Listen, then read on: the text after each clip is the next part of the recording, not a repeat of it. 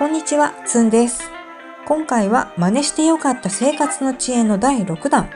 暮らしの中のちょっと困ったが一瞬で解決した方法など、知っておくといつか役立つアイデアを全部で6個ご紹介します。ぜひ最後までご覧いただけると嬉しいです。あと今まで投稿してきた生活の知恵も概要欄に記載しておきます。まだご覧でない方はぜひチェックしてみてください。ドライバーでネジを締めるときに横からとか下からとかだと不安定でうまくいかないとイライラしたことはないですか？そんな時はマグネットを使うと解決できます。ちなみにこのマグネットは100均で買いました。ドライバーにマグネットをくっつけると磁石の力でネジがピタッとくっつくようになるので、何もしないよりは断然楽に締められます。ネジを落としてなくす心配も減りますよね。さらにマグネットを2つ用意して同極同士を向き合わせて、つまり反発する方ですね。ドライバーを挟んで何度かこするとドライバー自体が磁気を帯びてマグネットがなくてもネジがくっつくようになるんです。そして今度は磁石を一つ反対に向けて、つまりくっつく方ですね。同じようにドライバーを挟んで何度かこすると磁力がなくなってくっつかなくなります。磁力がかえって邪魔になる時もあると思うので、その時の都合に合わせてオンオフできるっていうのは便利ですよね。ドライバーをマグネット仕様にする専用アイテムもあるんですけど、買うほど頻繁に使わないっていう方や磁気ドライバーをお持ちでない方は覚えておくと役立つんじゃないかなと思います。調味料や乾物などによくあるこういうチャック付きの袋、これがなかなか開かない時ありますよね。この不毛な時間をどうにかしたいというわけで解決策をご紹介します。解決策といっても本当にちょっとしたことで、袋の縁片方の真ん中あたりをハサミで少しだけカットしておくだけ。この時チャック部分は切らないようにご注意ください。でカットすることで袋の縁に段差ができてスッと開けられるようになります。確かに初めからこうなってる袋もありますよね。なんで今までやらなかったんだろうと思うぐらいもたもたすることがなくなりました。これからは必ずこうしてカットしておこうと思います。歯磨きをした後、歯ブラシの隙間に汚れが入り込んでなかなか取れないって時、どうしていますか？ブラシをギュッと広げて水洗いをしたり、爪楊枝でほじって取ったりすると、ブラシが無駄に広がってしまって取り替え時を早めてしまうこともあるんですよね。というわけで、そんな汚れを一発で取る方法が私的には目から鱗だったので共有したいと思います。今回はわざと青のりを絡ませてみました。結構細かいので水洗いではいまいちすっきり落ちないんですけど、これを洗面台の縁を利用してパンと軽く叩くと一瞬で汚れが取れるんです。初めてやった時はすごい感動しました。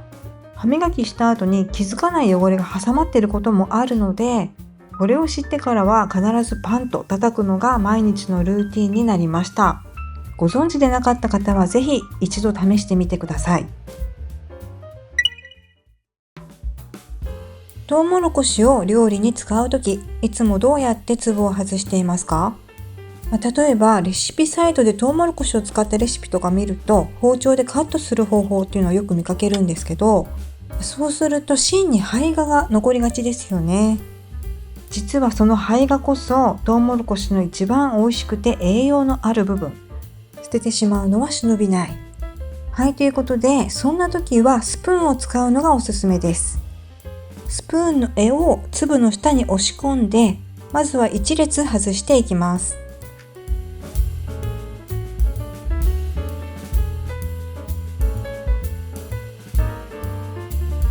はい、こんな感じですね。で、このまま続けてスプーンを使ってもいいんですけど、指を使って外した方が効率がいいです。親指の付け根を使って1列ずつ粒の根元から優しく倒していくだけで、ポロポロと面白いぐらいに綺麗に外れます。これはまだ私が子供の頃にトウモロコシ農家のいとこから教えてもらった方法で、どれだけ長くつながった粒を外せるかっていうのを競い合ったりもしていました。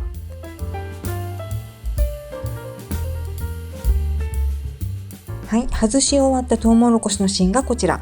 胚芽が残ることなくきれいに外すことができました。生のままでも同じ方法で外せます。茹でたものよりは少し硬いんですけど、容量は同じです。粒が揃っていない端のところは少しやりにくいんですけど、包丁よりは綺麗に外せると思います。トウモロコシは収穫すると日に日に甘みが落ちてしまうので、買ったその日に外して冷凍しておけば美味しさを保ったまますぐに使えて便利です。トウモロコシご飯やかき揚げはもちろん、サラダとか炒め物にちょっとだけ入れたい時も必要な分だけ使えるので重宝しています。ちなみに丸ごとかぶりついて食べる時も、下の歯で1列ずつ外しながら食べると、胚芽も皮も一切残らずきれいに食べることができます。そうめんの茹で方を失敗したことありますか？茹でるだけなんだからそうそう失敗しないよねって思っていたんですけど、実は先日私大失敗しまして、衝撃的にまずくてほんとびっくりしました。なんかね、粉っぽくて食感ももさもさしていて、完食するのが辛かったです。多分茹でるお湯が少なかったことと洗い方が足りなかったのかなと思うんですけど、茹で方一つでこんなにまずくなるんだなと思って反省しました。あんなにまずいそうめんは二度と食べたくないということで、そうめんが劇的に美味しくなるという裏技を検証したいと思います。今回はせっかくなので普通の茹で方と比較してみますね。はい、その裏技というのが梅干しと一緒に茹でるという方法。試したことありますか？茹で時間やお湯の量は基本と一緒です。お水は1人前に対して1リットル。そしてお鍋に梅干し1個入れて沸騰させます。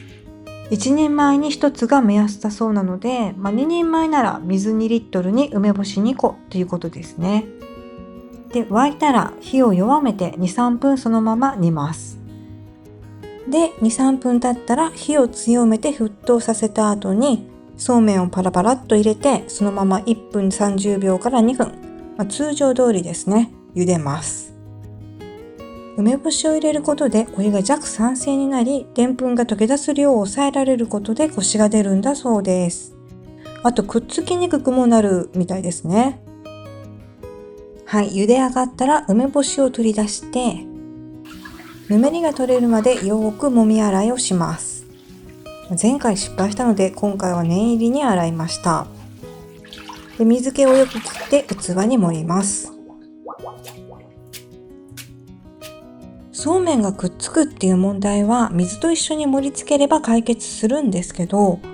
茹でたそうめんは水をどんどん吸収してコシがなくなっていくんだとか。めんつゆが薄まるのも困りますよね。はい、ということでそうめんが完成しました。こちらが梅干しなしの通常バージョン。そして右側が梅干しを入れた裏技バージョンです。見た目は心なしか通常バージョンの方がわずかに太いような気がしました。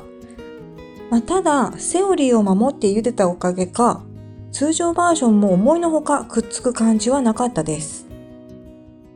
そして梅干し入りの方がこんな感じ。くっついてないですね。ただ比べた感じはどちらもスルスルとほどけて、正直そこまで大きな差は感じられませんでした。実際に食べ比べてみたところ、通常バージョンの方も先日の失敗が嘘のように美味しくて、茹で方って大事だなぁと改めて痛感しました。そして梅干しありの方が確かにコシがありました。食感もツルツルとしていてすっきりしています。通常バージョンの方が少し柔らかいかなと思いました。夫にも食べ比べてもらったところ、梅干しを入れた方がコシはあるけれど、柔らかい方が好きということでした。コシがある方がいいとばかり思っていたので、これはちょっと意外でしたね。ちなみにそうめん自体に梅の風味はついていませんでした。コシのあるそうめんがお好きな方はぜひ梅干しを入れてみてください。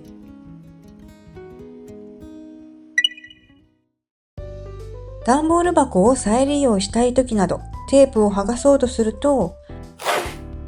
こんな風に跡が残ってしまうことがほとんどですよね。そんな時はテープの両端を持って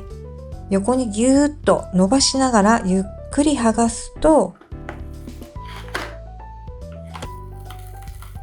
破れることなくきれいに剥がすことができます。覚えておくといつか役に立つ時が来るかもしれません。はい、今回も最後までご視聴いただきありがとうございました。